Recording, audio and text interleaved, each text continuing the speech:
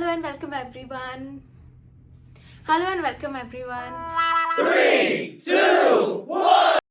Hello and welcome everyone to my channel. And अगर आप इस चैनल पे नए हैं तो जल्दी सब्सक्राइब कर लीजिए, क्योंकि इस चैनल पे हम बात करने वाले हैं कैबिन क्रू से रिलेटेड सभी टॉपिक्स के बारे में। और आज का जो टॉपिक है वो बहुत ही ज़्यादा दिलचस्प है, जो कि है कैबिन क्रू ट्रेनिंग एक्सपीरियंस। क्योंकि मैंने कैबिन क्रू की जो ट्रेनिंग की है वो ऑलरेडी 2 बार की है। मतलब when I was in my previous airline तब मैंने प्रॉपर ट्रेनिंग की थी, and when I joined air India तो यहाँ पे भी मैंने प्रॉपर ट्रेनिंग की है। अच्छा, ऐसा नहीं है कि आपको अगर आपने एक बार ट्रेनिंग कर ली है तो आपको आप किसी दूसरी एयरलाइन में जाते हो या स्विच करते हो तो आपको वहाँ पे ट्रेनिंग नहीं करनी पड़ेगी। आपको वहाँ पे भी ट्रेनिंग करनी ही पड़ेगी, दैट इज़ मैंडेटरी। किसी भी एयरलाइन में जाइए, वहाँ का प्रोसीजर है कंप्लीट द ट्रेनिंग, ग्रेजुएटेड, तभी आप आगे वहाँ पे एज अ कैबिन क्रू काम कर सकते हैं।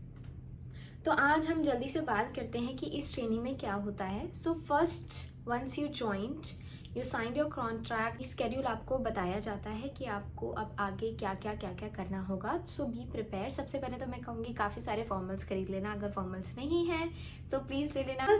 आप जब ले सकते हो, जब आपका जैसे आप कंपनी ज्वाइन करते हो तो आपको बहुत ही जल्द, यानी स्टार्टिंग के इनिशियल डेज में ही आपको ग्रूमिंग गाइडलाइंस बताई जाती हैं। तो उस एयरलाइंस के अकॉर्डिंग वो आपको बताते हैं कि किस तरीके की आप शर्ट पहन सकते हो, नहीं पहन सकते हो, क्या ट्राउज़र होता है, किस टाइप का मटेरियल है, या आप जैसे शेयर क्लोथ नहीं पहन सकते, बैकलेस या ये सब आप नहीं पहन सकते हो।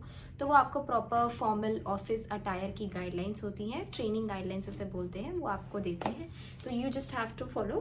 तो ये तो बात हो गई बेसिक कि आपका डेली आउटफिट क्या होगा। अब बात करते हैं कि एक्चुअल में ट्रेनिंग में हम क्या करते हैं।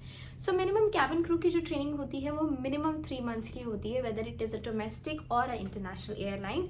बट हाँ, when I joined air India, क्योंकि काफ़ी सारी चीज़ें चेंज हो रही थी एंड दे हैड अ लॉट ऑफ पीपल, तो उस टाइम पे मेरी ट्रेनिंग काफ़ी लेंदी गई थी। मेरी ट्रेनिंग ऑलमोस्ट 8 मंथ्स तक गई थी, क्योंकि बीच में we were getting some gaps, 1 month 2 month तक उस टाइम काफ़ी चेंजेस हो रहे थे, तो उस वजह से हमें काफ़ी टाइम लगा। देखेंगे मिनिमम 3 मंथ्स की ट्रेनिंग आपकी होती है।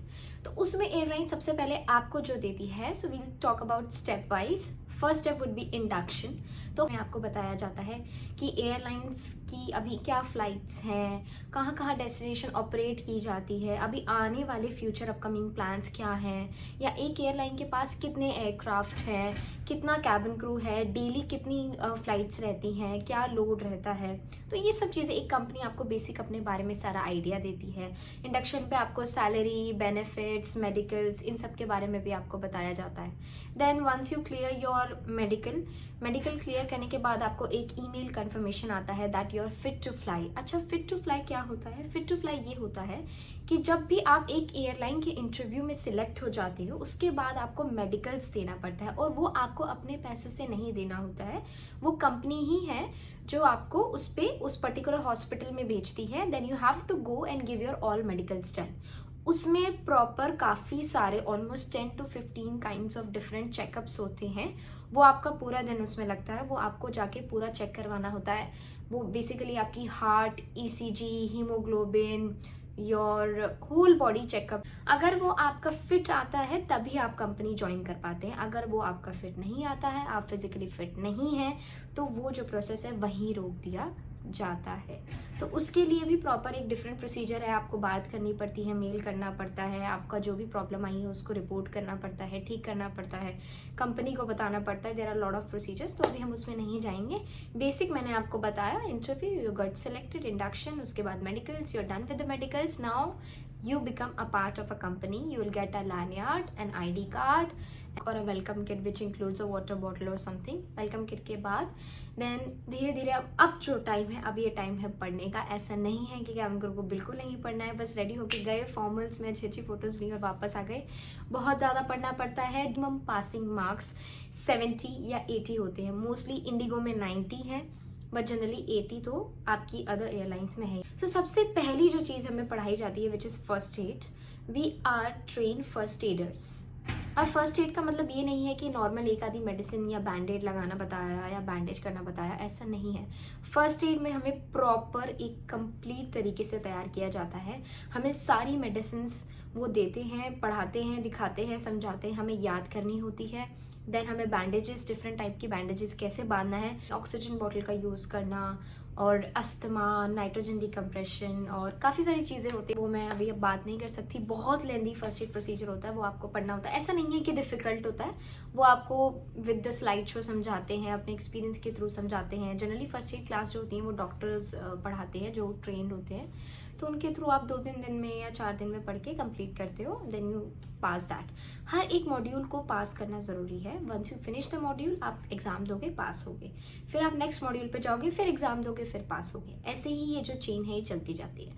उसके बाद आता है fire fighting procedures. Fire fighting procedures में रियल में एक स्पेस होता है कंपनी का, वहाँ पे आपको काफ़ी सारी ड्रिल्स जिसे कहती हैं वो करवाई जाए। कुड भी एक ओवरहेड बिन बना होगा जहाँ पे फायर होगी, तो आपको एक्सटिंग्विशर यूज़ करना बताया जाएगा कि आप फायर फाइटिंग कैसे करेंगे। पूरा प्रोसीजर आपको समझाया जाता है कि फायर फाइटिंग का क्या है रोल, वो बताया जाता है, वो आपको सिखाते जाते हैं। Then you go with the procedure. It's very easy, it's not that difficult, just आपको वो समझना होता है और कॉन्फिडेंस के साथ आगे बढ़ते रहना होता है। Then third thing is ditching. What is ditching? अच्छा, आपने काफ़ी रील्स देखी होंगी जिसमें कैबिन क्रू जो है वो एक पूल में येलो लाइव वेस्ट पहन के तैर रहा है, रील्स बना रहा है। तो वो एक एंजॉयबल मोमेंट नहीं है, वो एक एक्चुअल में वेस्ट कैसे परफॉर्म करते हैं। वो सिर्फ उस पानी में रहना नहीं है, उस पानी में यू हैव टू जंप। वो जनरली 9 फीट का वाटर होता है, लाइव वेस्ट पहनते हैं आप, इंस्ट्रक्टर बोलते हैं 1 2 3 जंप, तो उसमें आपको जंप करना होता है। Once you jump in the pool you have to make a position. तो सारा क्रू एक जगह पे एक इकट्ठा होता है, उसे हेल्प पोजिशन कही जाती है, कि बाई चांस अगर एयरक्राफ्ट को कभी भी किसी भी अनफोर्सीन सर्कमस्टांसिस में वाटर पे लैंड होना पड़ता है, तो वहाँ पे आप कैसे परफॉर्म करोगे। Because this things are very very important. Generally ये यूज़ में नहीं आती हैं, बट कभी आए भी ना, बट हमें फिर भी सिखाया जाता है कि हम उस सिचुएशन में कैसे डील करेंगे। तो ये डिचिंग का प्रोसीजर होता है। प्लान्ड इवैक्यूएशन बताया जाता है। मैं समझ सकती हूँ अभी आपको लग रहा होगा ये कैसे बड़े बड़े डिफिकल्ट से नाम है, डिचिंग, इवैक्यूएशन। आई नो, जब आप एक कैबिन क्रू बन जाओगे तो ये डेली वर्ड्स आपके हो जाएंगे, तो आपको ईजिली समझ आ जाएंगे। लाइफ थ्रेटनिंग सिचुएशन होती है, कोई भी फायर है, बॉम्ब ऑन बोर्ड है, हाईजैक है, उन सब के बारे में समझाया, सिखाया, पढ़ाया जाता है। Then there is one more procedure, एफसेक होता है। एफसेक क्या है? एविएशन सिक्योरिटी का एक मॉड्यूल होता है, वो 2 दिन का ही होता है, वो ज़्यादा कुछ इतना नहीं है। उसमें आपको प्रीवियस हुए हाईजैक्स या प्रीवियस हुए इंसिडेंट, एक्सीडेंट्स के बारे में बताते हैं कि व्हाट इज़ बीकैस क्या है, डीजीसीए क्या है। ये काफ़ी बड़ी बड़ी एयरपोर्ट अथॉरिटीज़ हैं जो पूरे एविएशंस को संभालती हैं, तो उसकी हमें बेसिक जनरल नॉलेज दी जाती है। मोस्ट एंड मेरे को जो सबसे ज़्यादा डिफ़िकल्ट लगता है which is safety and emergency procedure. ये जो है, आप जिस भी एयरक्राफ्ट में ट्रेन हो रहे हो, ये उसकी ट्रेनिंग है, और ये ट्रेनिंग बहुत सीरियसनेस के साथ आपको करनी होती है, क्योंकि आपके ऊपर अपनी, आपके कलीग्स की और पूरे पैसेंजर्स की एक जिम्मेदारी होती है जिसको आप नेग्लेक्ट नहीं कर सकते हो, क्योंकि ये बिल्कुल ऑब्वियस ही बात है, किसी की लाइफ के बारे में बात है। तो सेफ्टी में हमें डोर, हमारा एयरक्राफ्ट, उसमें कितनी सीट्स हैं, उसका गैली कैसे, गैली बेसिकली अ किचन, गैली कैसे काम करता है, लैबोरेटरीज कहाँ पे हैं, और स्मोक डिटेक्टर्स कैसे काम करते हैं, वहाँ का हमारे पे कितनी सेफ्टी इक्विपमेंट्स हैं, ऑक्सीजन बॉटल, फायर एक्सटिंग्विशर, काफ़ी सारे इक्विपमेंट्स होते हैं। कॉकपिट क्या है, कॉकपिट की एंट्री, तो ये सब चीज़ों के बारे में हमें सेफ्टी इमरजेंसी प्रोसीजर्स में वो पढ़ाते हैं। सेफ्टी कम्स फर्स्ट, सेफ्टी में बिल्कुल भी आप लापरवाही नहीं बरत सकते हो, तो उसकी ट्रेनिंग होती है ऑलमोस्ट 20-21 डेज़ की। वंस यू कंप्लीट दैट, उसमें भी आपका एक प्रॉपर एग्ज़ाम होता है।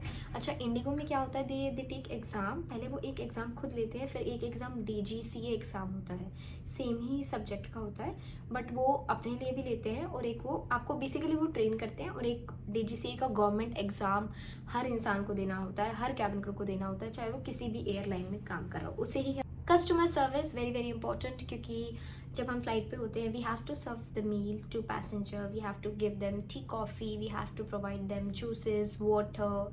और when you work in a full service airline, जैसे कि मैं भी एयर इंडिया में हूँ, वी हैव अ लॉट ऑफ differentiation between the like cabins. We have a first class, then we have a business class, then we have a economy class.